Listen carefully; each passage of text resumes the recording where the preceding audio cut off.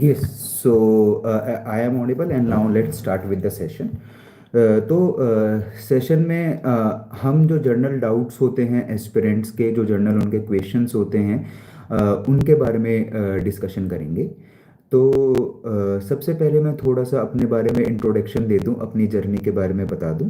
मेरा नाम शगुन कुमार है। मैं हापुड़ उत्तर प्रदेश का रहने वाला हूं। और मैंने अपनी स्कूलिंग केंद्रीय विद्यालय से पूरी करी। जिसके बाद मैंने अपनी graduation bachelor of sciences physics chemistry math में Saint Stephen's College University of Delhi से पूरी करी 2019 में। 2019 से ही मैं सिविल सर्विसेज की प्रिपरेशन में लग गया था। 2020 मेरा सिविल सर्विसेज का पहला अटेम्प्ट था। इसके साथ साथ मैंने 2022 से 2024 के बीच मास्टर्स इन सोशियोलॉजी भी पूरी करी Delhi school of economics university of Delhi से।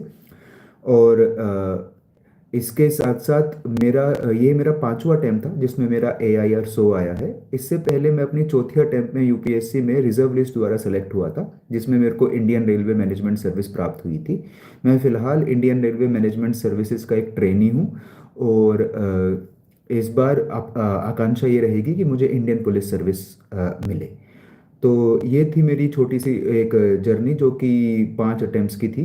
और इस जर्नी में सक्सेसफुल होने का सारा क्रेडिट मैं अपने क्लोज सर्कल यानी मेरे माताजी, पिताजी, भाई, मेरे परिवारजन और अपने दोस्तों को देना चाहूँगा, जिन्होंने हर समय मेरे को मोटिवेट और हेल्प करी इस जर्नी में बने रहने के लिए, डिस्पाइट कि काफ़ी अप्स एंड डाउन्स इस जर्नी में थे। अब हम मूव करते हैं एस्पिरेंट्स के कुछ कॉमन क्वेश्चंस की तरफ। तो जब भी हम सिविल सर्विसेज की तैयारी की बात करते हैं तो जो सबसे पहली चीज़ जो मन में आती है वो आती है बुक लिस्ट, कि किस तरीके की बुक लिस्ट आपको और हमको फॉलो करनी चाहिए और उसमें कौन सी किताबें होनी चाहिए। तो सबसे पहले तो मैं यही बताना चाहूँगा कि प्री और मेंस की तैयारी दो अलग तैयारी नहीं बल्कि एक ही सेम चीज़ की तैयारी है, यानी एक ही सेम तैयारी है। और वो काफ़ी मिलती जुलती है। तो इसलिए इसलिए हमें इन दोनों तैयारियों को अलग नहीं देखना चाहिए, और इनकी इसलिए बुक लिस्ट भी काफ़ी ओवरलैप करती है। तो सबसे इम्पोर्टेंट चीज़ जो सबसे पहले आपकी बुक लिस्ट में आनी चाहिए वो है सिलेबस और प्रीवियस ईयर क्वेश्चंस यानी PYQ।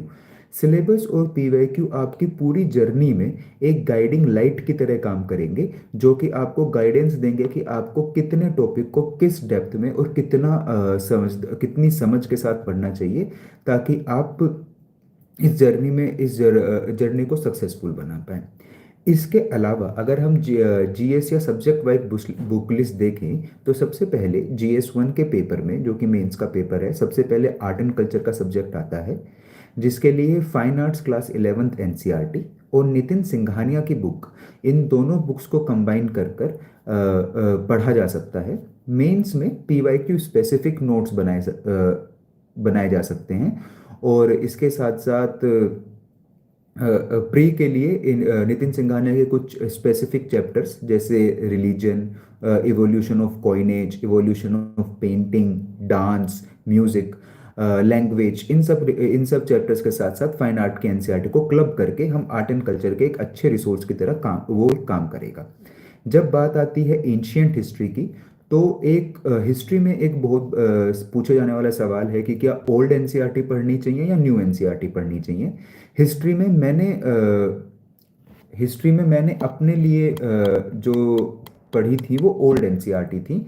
Old NCERT by Shri RS Sharma, जो कि एंशियंट हिस्ट्री की किताब है, और सतीश उपाध्याय जो कि मिडेवल हिस्ट्री की किताब है। ये मैंने दो किताबें ओल्ड NCERT एंशियंट और मिडेवल हिस्ट्री के लिए पढ़ी थी।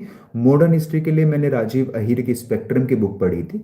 इसके अलावा specifically prelims point of view से ल्यूसेंट की एक बुक आती है जो कि ल्यूसेंट्स GK के नाम से जानी जाती है। उस बुक से मैंने एंशियंट और मिडेवल हिस्ट्री कवर करी थी, क्योंकि एंशियंट और मिडेवल हिस्ट्री बहुत वास्ट है, उससे बहुत तरीके के फैक्ट्स पूछे जाते हैं, अलग अलग तरीके के क्वेश्चन पूछे जाते हैं। तो इसलिए अपनी ओल्ड NCERT को सप्लीमेंट करने के लिए मैंने ल्यूसेंट की जो बुक है वो फॉलो करी थी हिस्ट्री में इन RS शर्मा और सतीश बंदोपाध्याय के साथ साथ। इसके अलावा जब हम ज्योग्राफी में आते हैं तो ज्योग्राफी में मैंने क्लास 11th और 12th की NCERT, इनके बहुत डिटेल्ड नोट्स बनाए थे और इनको काफ़ी अच्छे से पढ़ा था।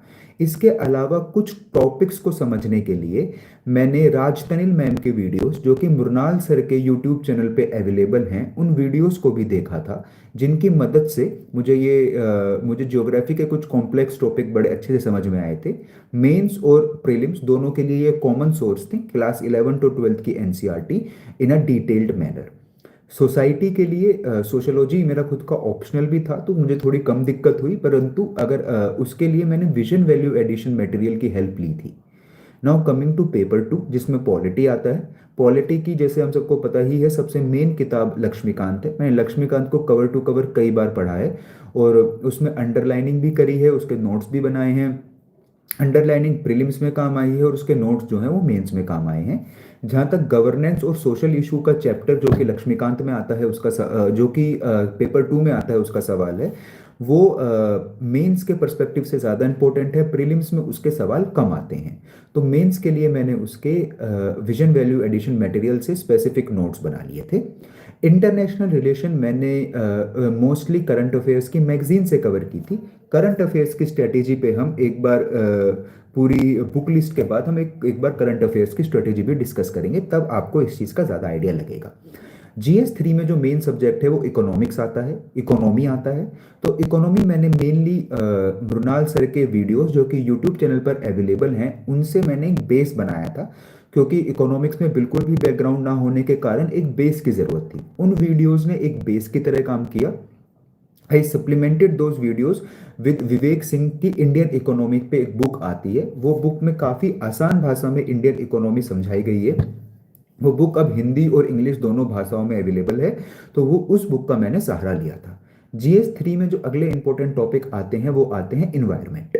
इन्वायरमेंट के लिए मैंने शंकर IAS की एक इन्वायरमेंट की बुक आती है, उससे मैंने बेसिक इन्वायरमेंट की नॉलेज को गैदर किया था, जो कि प्रीलिम्स और मेंस दोनों में काम आती है। इसके अलावा इन्वायरमेंट में काफ़ी क्वेश्चंस करंट से भी इंस्पायर्ड होते हैं, तो वो मैं अपने करंट अफेयर्स के डिस्कशन के वक्त आपको बताऊंगा। साइंस एंड टेक में साइंस एंड टेक मैंने मोस्टली करंट अफेयर्स से ही तैयार करी थी। इसके अलावा मैंने विजन वैल्यू एडिशन मटेरियल से, जो कि सिलेबस के कुछ इंपॉर्टेंट टॉपिक हैं जैसे बायोटेक्नोलॉजी, नैनो टेक्नोलॉजी, रोबोटिक्स, इनके नोट्स मैंने प्रिपेयर कर लिए थे। इसके साथ साथ डिजास्टर मैनेजमेंट और इंटरनल सिक्योरिटी, जो कि बहुत ही ज़्यादा स्पेसिफिकली मेंस के टॉपिक हैं, इनको मैंने विजन वैल्यू एडिशन मटेरियल के जरिए ही कवर किया था।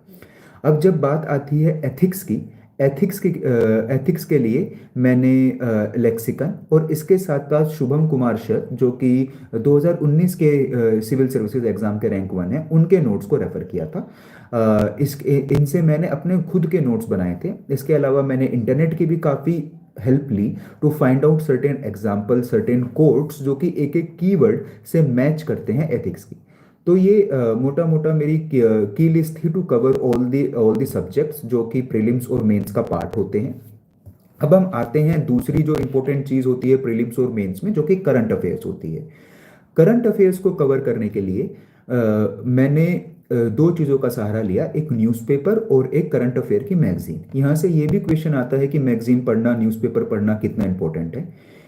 मेरे खुद के पर्सपेक्टिव से न्यूज़पेपर पढ़ना सिविल सर्विसेज की प्रिपरेशन के लिए काफ़ी इंपॉर्टेंट है, क्योंकि ये आपको अलग अलग थॉट प्रोसेस, अलग अलग पॉइंट ऑफ व्यू से अवगत कराता है। इसके साथ साथ करंट अफेयर्स के लिए बहुत अच्छा बेस बनता है, जिसके क्वेश्चन प्रीलिम्स और मेंस दोनों में पूछे जाते हैं, और आपकी ओवरऑल नॉलेज और पर्सनैलिटी में काफ़ी इंप्रूवमेंट होता है जब हम लगातार करंट न्यूज़पेपर पढ़ते हैं। तो मैंने अपनी तैयारी के दौरान शुरुआत में द हिंदू, बाद में द इंडियन एक्सप्रेस पढ़ा। मुझे लगा कि इंडियन एक्सप्रेस एक बेटर न्यूज़पेपर है सिविल सर्विसेज की, जहाँ तक तैयारी का सवाल है उसके लिए।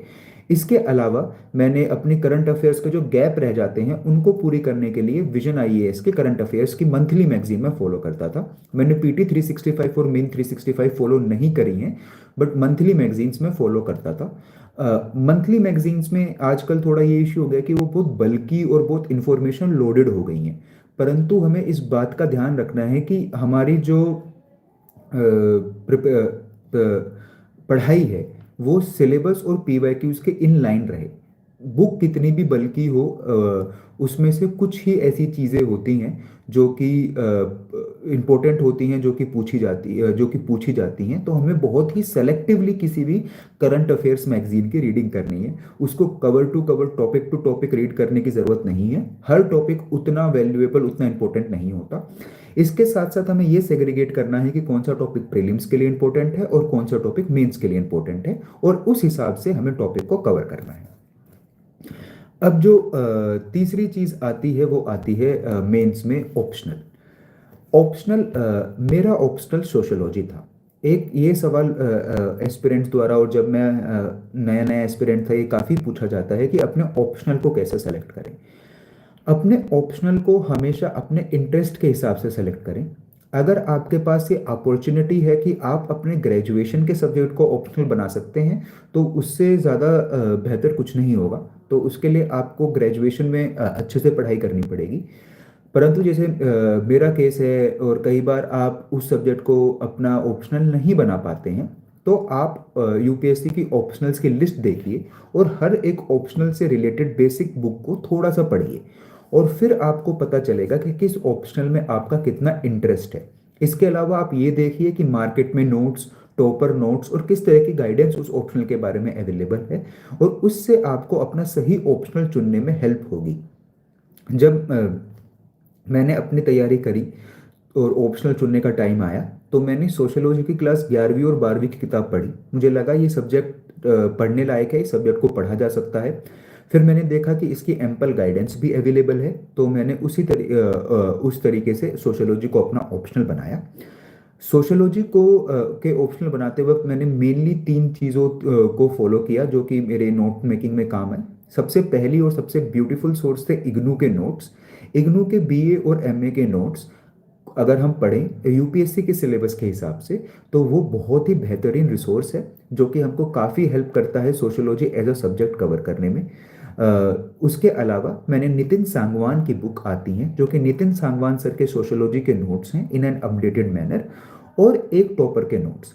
टॉपर के नोट्स इस वक्त जो मुझे लगता है अनिमेश प्रधान सर के नोट्स, जो कि उनके टेलीग्राम चैनल पर भी अवेलेबल हैं, वो काफ़ी अच्छे नोट्स हैं। तो इन इग्नू के और नितिन सांगवान की एक रीडिंग के बाद जब मैं दूसरी रीडिंग के लिए गया, तो अनिमेश प्रधान सर के नोट्स के साथ या किसी भी और टॉपर के नोट्स के साथ उनको कंबाइन करके मैंने अपने खुद के नोट्स बनाए, खुद की अंडरस्टैंडिंग के हिसाब से। इस तरीके से मैंने अपनी सोशियोलॉजी की तैयारी करी। अब इसमें एक सवाल ये भी आता है कि मेंस में पेपर वाइज किस तरीके से आंसर राइटिंग की जाए, या फिर किस तरीके से वैल्यू एडिशन किया जाए, क्योंकि सभी तो सेम किताब पढ़ रहे हैं, सभी सेम चीज़ पढ़ रहे हैं, तो हमें किस तरीके से एक एज मिलेगा। तो इसमें आंसर राइटिंग का बहुत स्पेसिफिक रोल हो जाता है। हर सब्जेक्ट की आंसर राइटिंग थोड़ी सी दूसरे सब्जेक्ट की आंसर राइटिंग से अलग होती है। GS1 में जहाँ भी हिस्ट्री एक इम्पोर्टेंट पार्ट है और ज्योग्राफी एक इम्पोर्टेंट पार्ट है, मैप्स, डेट्स, एग्जाम्पल्स, डायग्राम्स के साथ साथ वैल्यू एडिशन करना बहुत इंपॉर्टेंट होता है। तो मेंस में GS1 के आंसर राइटिंग के वक्त हमें ये चीज़ ध्यान रखनी होती है। पॉलिटी में कॉन्स्टिट्यूशन के आर्टिकल्स लिखना, सुप्रीम कोर्ट के केसेस लिखना, और इसके अलावा कमिटीज़ के रिकमेंडेशन लिखना एक अच्छा वैल्यू एडिशन है। GS3 में डाटा, फैक्ट्स, ग्राफ्स, डायग्राम्स, ये सब बनाना बहुत इंपॉर्टेंट है। GS4 में कोड्स और मैक्सिमम एडमिनिस्ट्रेटिव और non administrative example with heavy use of ethical keywords GS4 में हमें एक एज देता है। हमें अपनी एक आंसर राइटिंग इवॉल्व करनी है, जिसमें हम पॉइंट्स, पैराग्राफ अप्रोच को मिक्स करके maximum number of flow charts और वैल्यू एडिशन का प्रयोग कर सकते हैं। इसके लिए मैंने अपनी इस अटेम्प्ट में अपने पीयर ग्रुप के साथ डेली आंसर राइटिंग प्रैक्टिस करी थी। उस डेली आंसर राइटिंग प्रैक्टिस करने से मुझे ऐसा लगा कि मेरी आंसर राइटिंग में बहुत फ़र्क पड़ा, जिसका मुझे रिवॉर्ड भी मिला और मुझे GS में अच्छे नंबर मिले।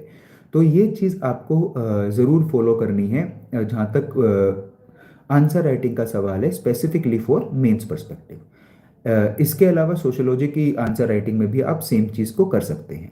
अगर हम मेंस की टेस्ट सीरीज के बारे में डिस्कशन करें, तो टेस्ट सीरीज के रोल मेंस में उसका ये रोल होता है कि वो हमें प्रैक्टिस करने का एक प्लेटफॉर्म देती है, क्योंकि हमें असली एग्जाम में केवल और केवल 3 घंटे में 20 आंसर्स को लिखना है। तो वो केवल 20 आंसर्स को लिखना नहीं होता, वो 20 अलग अलग टॉपिक के बारे में सोचना, उनको एक स्ट्रक्चर करना और फटाफट लिखना है। तो इसलिए आंसर राइटिंग बहुत इंपॉर्टेंट रोल प्ले करती है मेंस में, और ये आंसर राइटिंग हम टेस्ट सीरीज के ज़रिए कर सकते हैं। मैंने फोरम की एमजीपी टेस्ट सीरीज़ को अपनी पांचों अटेम्प्ट में लगाया, जिसने स्ट्रक्चरिंग और आंसर राइटिंग में मेरे हिसाब से मेरी काफ़ी हेल्प करी। तो ये सोर्स आप ज़रूर आप टेस्ट सीरीज़ मेंस के हिसाब से ज़रूर चुन सकते हैं। हालांकि जब टेस्ट सीरीज़ की मार्किंग को बहुत ज़्यादा सीरियसली नहीं लेना है, आप किसी एक्सपीरियंस कैंडिडेट या किसी अच्छे मेंटर के अंदर गाइड हो और वो जो आपको गाइडेंस दे वो सही गाइडेंस होगी। टेस्ट सीरीज की मार्किंग थोड़ी सी इधर उधर हो सकती है, उसको बहुत ज़्यादा सीरियसली नहीं लेना है। अगर हम यहाँ पर ही बात करें प्रीलिम्स की, तो प्रीलिम्स के लिए जब हम नए नए अटैम्प्ट दे रहे होते हैं, जब हमारी फर्स्ट या सेकंड अटैम्प्ट होती है, तो टेस्ट सीरीज हमें थोड़ी ज़्यादा लगानी चाहिए, क्योंकि वो हमें प्रैक्टिस का एक सोर्स होती है जो हमें ये डिसाइड करने में हेल्प करती है कि हमें किस तरीके से रियल एग्जाम में क्वेश्चंस को अटेम्प्ट करना है, हमें कितने बार क्वेश्चंस को पढ़ना है, किस तरीके से किस तरीके से उनको आंसर करना है, किस तरीके से बबलिंग करनी है। ये काफ़ी हद तक आइडिया हमें टेस्ट सीरीज से मिल जाता है। तो जैसे जैसे हमारी अटैम्प्ट बढ़ती हैं, नंबर ऑफ टेस्ट सीरीज भी अटैम्प्ट फॉर प्रीलिम्स वो घटती जाती है, पर शुरुआती दो अटैम्प्ट में एक ठीक ठाक मात्रा में टेस्ट सीरीज अटैम्प्ट करके जाएं, जिससे आपकी ये प्रैक्टिस हो कि किस तरीके से आप प्रीलिम्स के पेपर को देंगे। इसके अलावा प्रीलिम्स का जो दूसरा पार्ट है, जो कि आजकल काफ़ी ट्रिकी हो गया है, सी सेट। सी सेट, मैं क्योंकि एक साइंस का स्टूडेंट था, सी सेट मेरे लिए एक बहुत बड़ी दिक्कत नहीं थी, परंतु फिर भी सी सेट के लिए मैथ्स, रीजनिंग और कॉम्प्रिहेंशन की प्रैक्टिस बहुत इंपॉर्टेंट हो जाती है। तो प्रीलिम से 2 महीना पहले से अगर हम रोज़ आधा आधा घंटा प्रैक्टिस करें सी सेट की, मैं ये प्रैक्टिस यूट्यूब वीडियोस की हेल्प से करता था, तो वो काफ़ी हेल्पफुल होगी। अगर आपको लग रहा है आपका सी सेट कमज़ोर है, तो आप आधा की जगह 1 घंटा भी रोज़ प्रैक्टिस कर सकते हैं। प्रैक्टिस, क्योंकि मैथ्स केवल प्रैक्टिस पर डिपेंड करता है, जैसे जैसे आपकी प्रैक्टिस बढ़ेगी आपकी क्वेश्चन सॉल्विंग स्किल इजी और बेटर होगी, और सी सेट आपके लिए एक बाधा के दौर पर काम नहीं के दौर पर आपको काम मतलब आपके बाधा नहीं डालेगा। तो इस तरीके से आप सी सेट से डील कर सकते हैं। इसके अलावा सी सेट में भी टेस्ट सीरीज लगाई जा सकती है। सबसे पहले आप यूपीएससी के पीवाईक्यू सी सेट में ज़रूर लगाएं। 10 से 12 साल के पीवाईक्यू अब अवेलेबल हैं, तो उनको ज़रूर आप अच्छे से लगा लें, और उसके बाद आप कोई कोचिंग की टेस्ट सीरीज के कुछ टेस्ट लगा सकते हैं। इस तरीके से आप अपनी सी सेट की प्रिपरेशन को कर सकते हैं। अगला जो क्वेश्चन एस्पिरेंट्स के दिमाग में काफ़ी ज़्यादा आता है, वो आता है पीवाईक्यूज को लेकर। तो जैसे कि मैंने पहले भी आपको बताया था, पीवाईक्यू एक बहुत ही इम्पोर्टेंट सोर्स है आप हमारी प्रिपरेशन का, जो कि हमारी प्रिपरेशन को गाइड करते हैं। प्रीलिम्स में जब भी हम पीवाईक्यू को पढ़ें, तो हमें ये ध्यान देने की ज़रूरत है कि जो पीवाईक्यू है वो उसको किस थीम पे बेस्ड है, क्योंकि प्रीलिम्स में कई बार थीम रिपीट होते हैं। जैसे हिस्ट्री के कुछ थीम है कि प्लेसेस का नाम पूछेंगे, चीज़ों का नाम पूछेंगे। पॉलिटी के थीम है कि कॉन्स्टिट्यूशनल आर्टिकल, सुप्रीम कोर्ट की वर्किंग, जुडिशरी के बारे में पूछेंगे। ज्योग्राफी के थीम है कि रिवर्स के बारे में, माउंटेन्स के बारे में पूछेंगे। तो कुछ थीम रिपीट होते हैं, तो जो भी सबसे ज़्यादा रिपीटेटिव थीम्स हैं उनके बारे में एक्सपर्ट बने, उनके बारे में आप आप ज़्यादा से ज़्यादा पढ़ें। तो इससे पीवाईक्यू एक इस तरीके से थीम आइडेंटिफिकेशन में हेल्प करता है। दूसरा, वो एग्जामिनर साइकोलॉजी आइडेंटिफिकेशन में भी काफ़ी हेल्प करता है कि क्वेश्चन को किस तरीके से बनाया गया है, डिज़ाइन किया गया है, किस तरीके से ये कोशिश की गई है कि किसी स्टेटमेंट को सही किया जाए या किसी पर्टिकुलर स्टेटमेंट को गलत किया जाए। तो इस तरीके से भी हमारी काफ़ी हेल्प हो जाती है, हमारी when it comes to PYQs. तो पीवाईक्यूज हमें इन दो तरीके से प्रीलिम्स के लिए एनालाइज करने हैं। मेंस के लिए पीवाईक्यू हमें इस वे में हेल्प करेंगे कि वो most repeated, most famous questions की जानकारी देंगे। वो उनसे हमें पता चलेगा कि हमें किस टॉपिक को किस डेप्थ में पढ़ना है, और आंसर राइटिंग प्रैक्टिस में हमारी हेल्प करेंगे।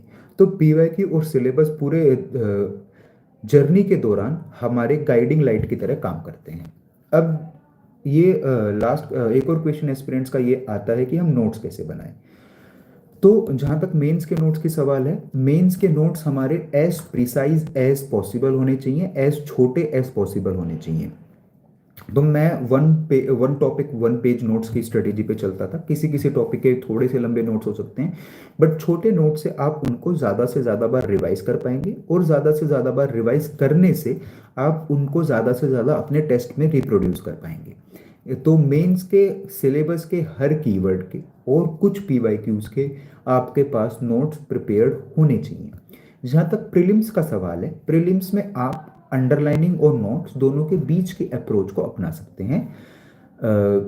प्रीलिम्स में जैसे लक्ष्मीकांत जैसी बुक है जो कि आपको बार बार पढ़नी है, तो उसके आप शॉर्ट नोट्स बना सकते हैं, या फिर अंडरलाइन कर सकते हैं। राजीव वहीद की जो स्पेक्ट्रम बुक है उसमें भी आप कोई एक अप्रोच अपना सकते हैं। मैं बेसिकली प्रीलिम्स के पॉइंट ऑफ व्यू से अंडरलाइन अप्रोच पे ज़्यादा जाता था बुक को बार बार रिविजिट करता था, और जो मैंने पोर्शंस अंडरलाइन और मार्क किए गए हैं उनको मैं बार बार पढ़ता था। प्रीलिम्स के मैंने इस तरीके से बहुत स्पेसिफिक नोट्स नहीं बनाए थे। मेंस के मेरे पास काफ़ी अरेंज्ड और स्पेसिफिक नोट्स थे। करंट अफेयर्स की जहाँ तक बात है, करंट अफेयर्स के आपको बहुत प्रिसाइज नोट्स उनको जीएस 1 2 3 4 के हिसाब से बांट कर बनाने हैं, और प्रीलिम्स के हिसाब से बांट कर बनाने हैं, जिसके लिए आप अलग अलग पेजेस या अलग अलग कॉपीज मेंटेन कर सकते हैं। बस आपको यहाँ पर भी ये ध्यान रखना है कि आप बहुत ज़्यादा बल्कि नोट्स ना बनाएं। बल्कि नोट्स बनाने से जो रिवीजन है वो बहुत ज़्यादा लिमिटेड हो जाता है, हम उन नोट्स को रिवाइज नहीं कर पाते हैं। तो हमें छोटे बट रिवाइजेबल नोट्स बनाने हैं, इस बात का हमें ध्यान रखना है नोट मेकिंग स्ट्रेटेजी पे। अभी थोड़ा सा एक क्वेश्चन और पूछते हैं कि टॉपर्स कॉपीज को किस तरीके से एनालाइज किया जाए। तो जब भी आप कोई टॉपर कॉपी डाउनलोड करें, तो आपको उस टॉपर के मोटा मोटी मार्क्स उस पेपर में पता होने चाहिए, जिस वजह से वो एक बेटर गाइड के रूप में काम करेगा। आपको इस चीज़ का ध्यान रखना है कि उस टॉप आपको ये एनालाइज करने की कोशिश करनी है कि उस टॉपर के उस पर्टिकुलर सब्जेक्ट में अच्छे मार्क्स क्यों आए। वो किस तरीके से डिमांड को लेते हैं, किस तरीके से उसको एड्रेस करते हैं, क्या उनके कंटेंट की क्वालिटी है, किस तरीके से वो वैल्यू एडिशन करते हैं, उनकी प्रेजेंटेशन और स्ट्रक्चरिंग का तरीका क्या है। ये सब हम टॉपर्स कॉपी एनालाइज करके सीख सकते हैं, जो कि हमारे लिए काफ़ी फायदेमंद होगा जब हम खुद के आंसर राइटिंग करेंगे। और एक और जो एस्पिरेंट्स काफ़ी सवाल पूछते हैं कि क्या तैयारी ऑनलाइन हो सकती है या ऑफलाइन सेंटर्स पे जाकर या दिल्ली में आकर तैयारी करना ज़रूरी है। मैंने खुद अपनी सारी तैयारी अपने घर से करी, जहाँ पर मैंने बुक्स घर पे पढ़ी और ऑनलाइन रिसोर्सेज की हेल्प ली। तो ये तैयारी बिल्कुल घर पर बैठकर ऑनलाइन बड़े आराम से हो सकती है, आपको ऑफलाइन सेंटर्स जाने की ज़रूरत नहीं है। तो अगर आप कंफर्टेबल हैं, आपके घर में वो इन्वायरमेंट है, आपको पढ़ाई का मौका घर पे रहकर मिलता है, तो आप इस तैयारी को ज़रूर घर पर ऑनलाइन माध्यम से गाइडेंस के हिसाब से और घर पर अपनी किताबें मंगा कर सकते हैं। परंतु अगर किसी कारणवश आपको वो मौका नहीं मिल पाता है, तो आप ऑफलाइन या लाइब्रेरी जैसे सोर्सेज पर ध्यान दे सकते हैं। अ, इसके अलावा अगर हम प्लान बी के बारे में थोड़ा डिस्कस करें, तो एक बार हम इस एग्ज़ाम के डेप्थ को समझ जाएं, इसके बारे में समझ जाएं, तो हम ज़रूर प्लान बी की तरफ मूव कर सकते हैं, स्पेशली 2 या 3 अटैम्प्ट होने के बाद। मैं खुद मास्टर्स मेरा एक प्लान बी के रूप में था, जिसमें मैंने सोचा था कि मैं अगर मेरा किसी कारणवश यूपीएससी नहीं होता है तो मैं असिस्टेंट प्रोफेसरशिप या पीएचडी में एनरोल करूंगा। तो वो एक तरीके का मेरा प्लान भी था। आप भी 2 3 अटेम्प्ट होने के बाद और इस एग्ज़ाम को अच्छे से समझने और इसकी तैयारी अच्छे से करने के बाद, सारे नोट्स बनाने के बाद और बेसिक बुक्स कवर करने के बाद प्लान बी की तरफ ज़रूर मूव कर सकते हैं। अब थोड़ा सा हम एक ब्रीफ में पर्सनैलिटी टेस्ट या फिर इंटरव्यू के बारे में कर लेते हैं। तो जैसे ही आपका मेंस हो जाता है, तो हम इस तैयारी में काफ़ी अकेले हो जाते हैं, घर की चार दीवारी में तैयारी करते हैं, तो थोड़ा सा हमारी पर्सनैलिटी पे इफेक्ट ज़रूर पड़ता है। तो जब हमारा मेंस हो जाए या फिर रिजल्ट आ जाए, हमें ज़्यादा से ज़्यादा लोगों के साथ इंटरेक्ट करना चाहिए, चाहे वो हमारा पीयर ग्रुप हो, इंटेलिजेंट लोग हो, हमारे कॉलेज के दोस्त हों या फिर सर्विसेज के सीनियर्स हों। उस इंटरेक्शन से हमारा काफ़ी पर्सनैलिटी डेवलपमेंट होता है। एक बार रिजल्ट आ जाए, फिर सभी इंटरव्यू के जो सिलेक्टेड कैंडिडेट्स हैं उसमें से कुछ कुछ मिलकर हम छोटे छोटे ग्रुप्स बना के डेली डिस्कशंस कर सकते हैं, और इंटरेक्ट करना, क्लासेस जाना, मॉक देना, इससे भी हमारी पर्सनैलिटी में काफ़ी फ़र्क पड़ता है, जो कि एक्चुअली में हमारे पर्सनैलिटी डेवलपमेंट में हेल्प करता है। इस बार मेरा जो इंटरव्यू था वो 18 मार्च को था। इंटरव्यू में जो मेन क्वेश्चंस हैं वो आपके डेफ से रिलेटेड पूछे जाते हैं, तो आपको डेफ भरते वक्त काफ़ी ध्यान देना है। डैफ में आप अपने एजुकेशन क्वालिफिकेशंस को तो चेंज नहीं कर सकते, बट जो उसमें कॉलम्स आते हैं, अवार्ड, हॉबीज, एक्स्ट्रा करिकुलर, उन कॉलम्स को बड़े ध्यान से आपको भरना है, क्योंकि काफ़ी क्वेश्चंस उन कॉलम्स से आपसे पूछे जाएंगे। तो आपको जेन्युइन और सच बातें लिखने में इसमें सबसे ज़्यादा फायदा होगा। तो आप उस चीज़ पे भी ध्यान दें, और क्योंकि किसी भी इंटरव्यू में या किसी भी पर्सनालिटी टेस्ट में सबसे ज़्यादा क्वेश्चंस पूछे जाएंगे वो इन्हीं आपके डेफ के इसी सेक्शन से, जहां आप अपने award, extra curricular participation, sports participation और हॉबीज के बारे में मेंशन होता है। कुछ सवाल आपके एजुकेशनल बैकग्राउंड के बारे में भी हो सकते हैं, तो अपने ग्रेजुएशन के बैकग्राउंड और अपने ऑप्शनल की भी अच्छी नॉलेज होना आपके लिए बहुत फायदेमंद होगा। इसके अलावा एक जो चीज़ काफ़ी पूछी जाती है वो आती है आपकी मिस्टेक्स, कि आपने क्या गलतियां करी जिसको आप अपनी अगली अटेम्प्ट पे नहीं करते। तो जैसे मैंने आप सबके साथ डिस्कस किया था about the bulkiness of notes, तो मेरे को ऐसा लगता है कि मेरी शुरुआती अटेम्प्ट में मैंने कुछ ज़्यादा बल्कि नोट्स बना दिए थे, जिनका रिवीजन मेरे लिए मुश्किल हो रहा था। और उसकी वजह से मैं रियल एग्जाम में कंटेंट कलेक्ट नहीं कर पाता था और कंटेंट रिकलेक्ट टाइम से नहीं कर पाता था। तो इसलिए मेरा सजेशन आप सबके लिए यही रहेगा कि आप इस गलती को ना दोहराएं और अपने नोट्स को एज शॉर्ट एज पॉसिबल रखें, जिससे आपका जो नंबर ऑफ रिविजन्स है वो मैक्सिमम हो और आपको उतना ही ज़्यादा फायदा हो। तो ये थे मेरी तरफ से जो कि एस्पिरेंट्स के कॉमन क्वेश्चन होते हैं मोटा मोटी, उनको एड्रेस करने की ये मेरी तरफ से कोशिश थी। अब हम कुछ क्वेश्चंस जो कि कमेंट सेक्शन में पुटअप किए गए हैं, कुछ क्वेश्चंस को डिस्कस कर लेते हैं ताकि क्लैरिटी हम सबको बने। एक क्वेश्चन पूछा गया है कि सर आपसे गाइडेंस लेने के लिए कहाँ से कनेक्ट करें।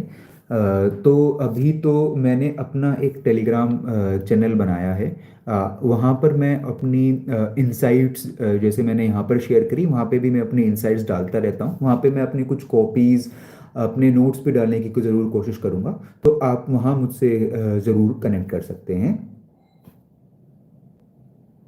ओके, एक इंटरेस्टिंग सवाल है कि sir can you break 12 month strategy for 2026 रफली फ्रॉम मे 2025 टू मे 2026।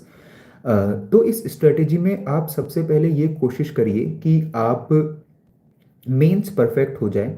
देखिए, प्रीलिम्स और मेंस की तैयारी अलग अलग नहीं होती है, तो सबसे पहले आपको मेंस स्पेसिफिक तैयारी करनी है। आप सिलेबस और पीवाईक्यू को उठाएं, सारी बेसिक बुक्स उठाएं और इजी सब्जेक्ट से पहले पढ़ना शुरू कर दें।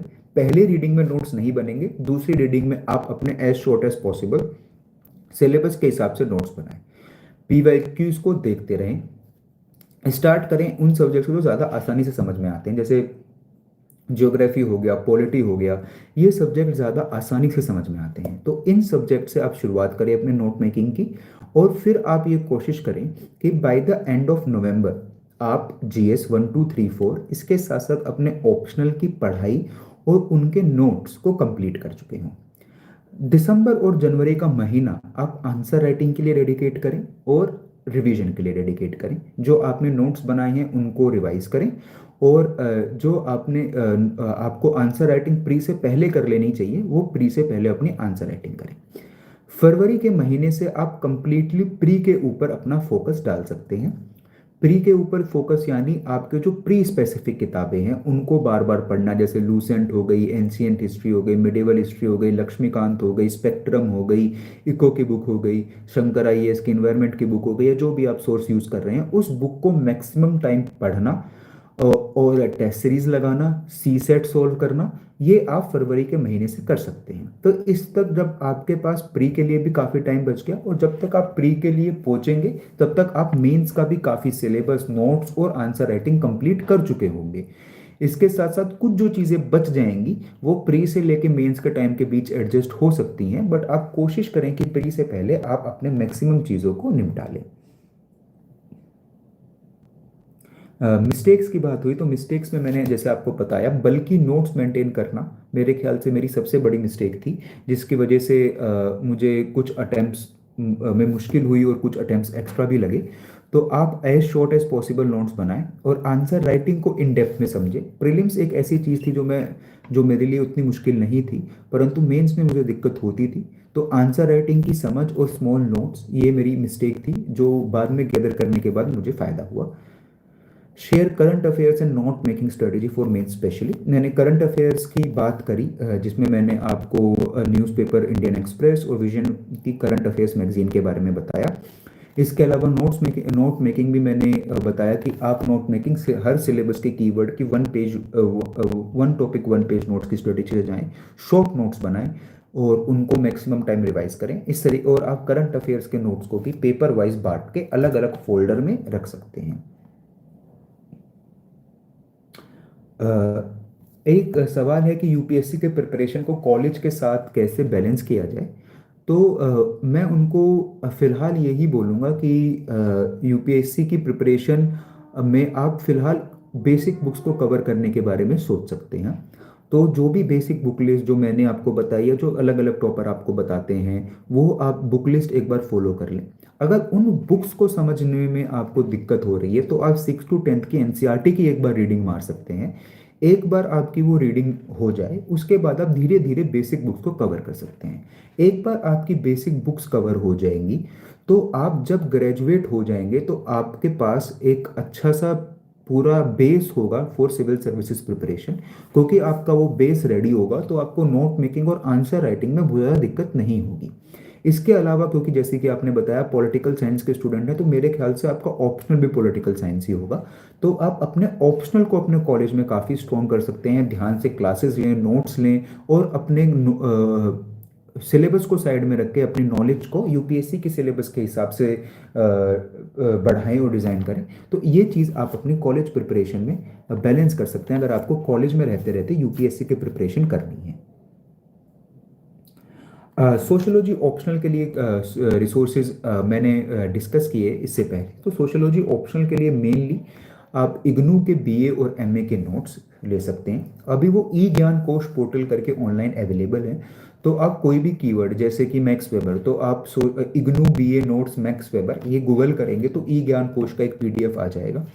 वो कॉन्सेप्चुअल क्लैरिटी लाने में बहुत हेल्प करते हैं। इसके अलावा नितिन सांगवान की किताब और किसी भी एक टॉपर के नोट्स, अनिमेश प्रधान सर के नोट्स इस वक्त काफ़ी अच्छे हैं। तो इन तीनों चीज़ों को क्लब करके आप अपने नोट्स बनाएं। ये आपकी सोशोलॉजी की स्ट्रेटेजी होगी। और सोशोलॉजी के लिए पीवाईक्यूज को कैसे एनालाइज करें, तो पीवाईक्यूज को एनालाइज करने के लिए आप ये देखें कि आपने जो नोट्स बनाए हैं क्या आप उन पीवाईक्यूज को उन नोट्स से आंसर कर पा रहे हैं कि नहीं। ये इस तरीके से आप बड़े आराम से पीवाईक्यूज को तैयार कर पाएंगे when it comes to a subject like sociology.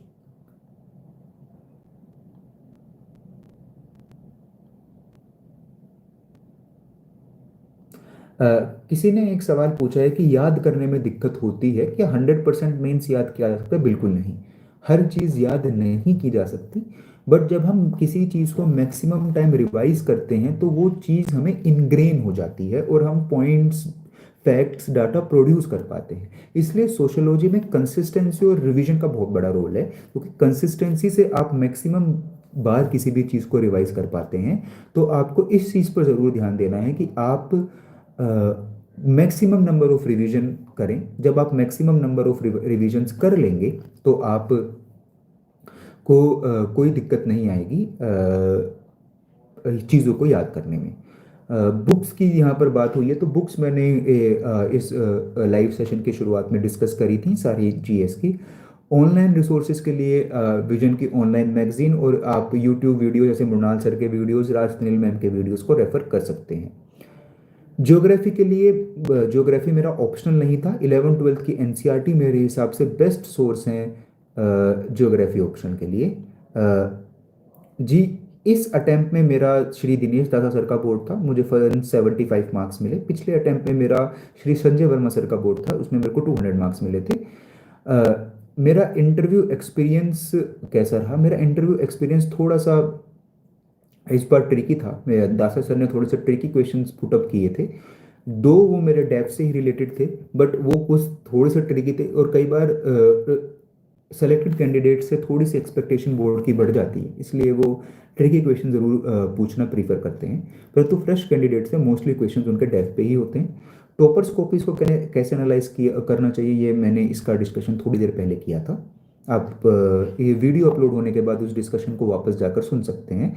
तो उस पर मैंने टॉपर्स कॉपीज़ के बारे में बात करी है।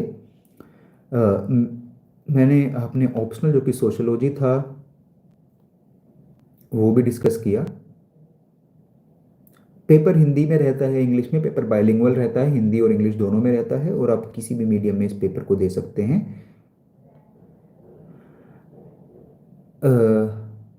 PYQ थीम कैसे रिपीट होते हैं, इनके बारे में एग्जांपल देकर समझाएं। तो PYQ यहाँ पर जैसे कुछ स्पेसिफिक थीम्स हमेशा यूपीएससी पूछना प्रीफर करता है। जैसे इन्वायरमेंट का अगर आप देखेंगे तो wild life sanctuaries, Ramsar sites और नेशनल पार्क्स, इन पे काफ़ी क्वेश्चंस रिपीट होते हैं। तो आपको ऐसे थीम्स को एनालाइज करके इन पे एक्सपर्ट बनने की कोशिश करनी है, क्योंकि इनसे क्वेश्चन फिर से आएगा। जैसे बुक्स और राइटर्स, एंशियंट बुक और राइटर्स के ऊपर उनके क्वेश्चन आते हैं। तो अगर आप मैक्सिमम एंशियंट बुक और उनके राइटर्स को प्रिपेयर कर लें तो आप उस क्वेश्चन को आंसर कर पाएंगे। इस तरीके से आपको थीम्स को एनालाइज करके जो मोस्ट रिपीटेटिव थीम्स हैं, जिन चीज़ों पे हर साल क्वेश्चन पूछा जा रहा है, उन चीज़ों को समझ के आंसर करने की उन चीज़ों को समझ के उन चीज़ों पे पढ़ते वक्त और ध्यान देकर और डेप्थ में पढ़ाई कर कर आप अपनी प्रीलिम्स की जर्नी को आसान बना सकते हैं। इसी तरीके से आपको पीवाईक्यू एनालाइज करना चाहिए। इसके अलावा आपको एग्जामर की साइकोलॉजी, जहां आप ये देखते हैं कि एग्जामर किस तरीके से क्वेश्चन को गलत कर रहा है, क्या वो नंबर को गलत कर रहा है, क्या वो नाम को गलत लिख रहा है, या वो किस तरीके से कंफ्यूजन क्रिएट करने की कोशिश कर रहा है। एक साइकोलॉजिकल एनालिसिस बार बार पीवाईक्यू पढ़ के आपके लिए आसान हो जाता है। Y UPSC? सो यूपीएससी मेरा ये था कि एक जॉब जिससे आप समाज की सेवा कर सकें और आपको जॉब सेटिस्फेक्शन मिले। जॉब सेटिस्फेक्शन का कंटेंट बहुत ज़्यादा लगा मुझे सिविल सर्विसेज की जॉब में, इसलिए मैंने सिविल सर्विसेज की जॉब के लिए ट्राई करने की कोशिश करी।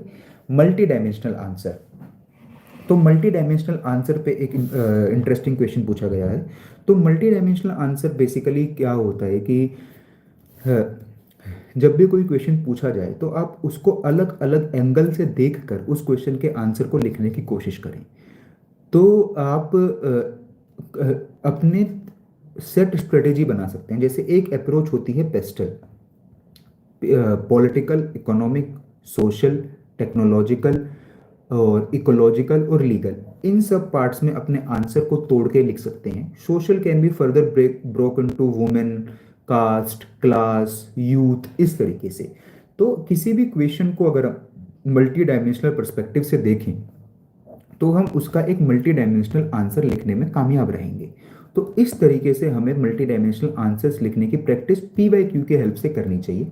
टॉपर कॉपी एनालाइज करके हमें इसकी काफ़ी हेल्प मिलती है। अगर मैं एक एग्जांपल के तौर पे समझाऊं तो अगर हम डिजास्टर मैनेजमेंट का क्वेश्चन देखें कि फ्लड्स आएंगी तो इंसानों पे क्या इफेक्ट पड़ेगा, तो हम उस पर हम ये देख सकते हैं कि इकोनॉमिक इफेक्ट ये होगा कि इंफ्रास्ट्रक्चर को नुकसान पहुंचेगा।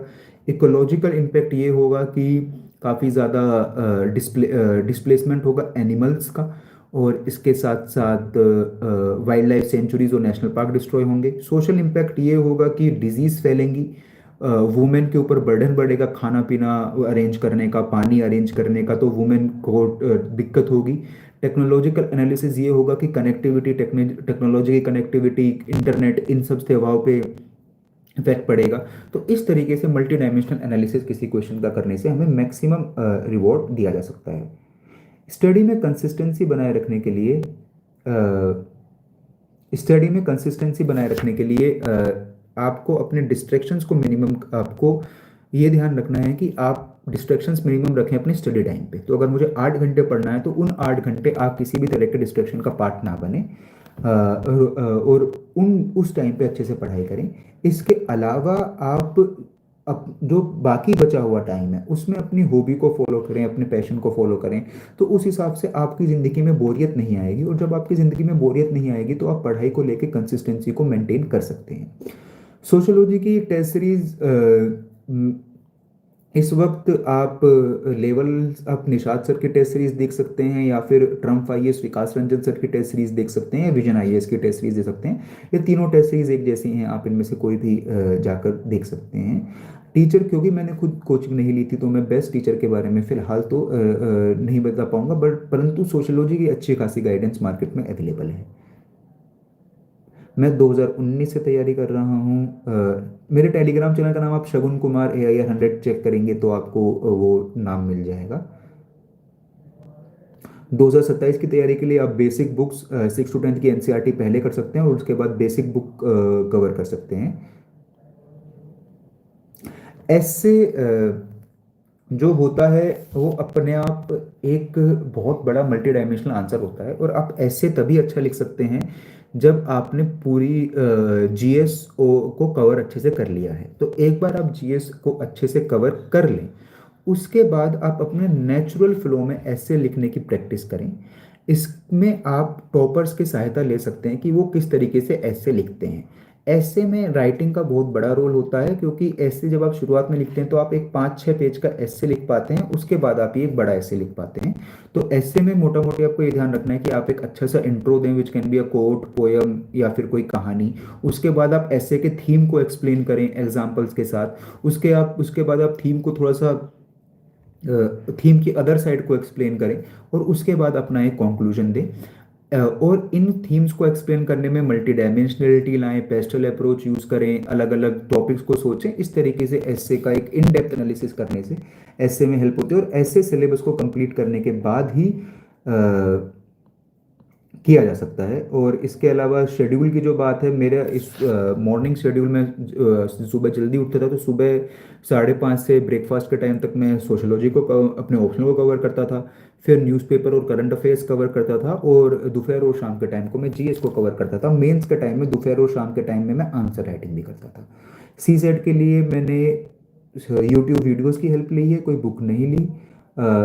सर्विस चूज करने में जो टिपिकल सर्विस चूज होती है, IAS IPS, foreign service, IRS, और उसके बाद अकाउंट्स एंड ऑडिट सर्विस और रेलवे सर्विस, और फिर different account service like defence account service, civil account service, trade service, postal service.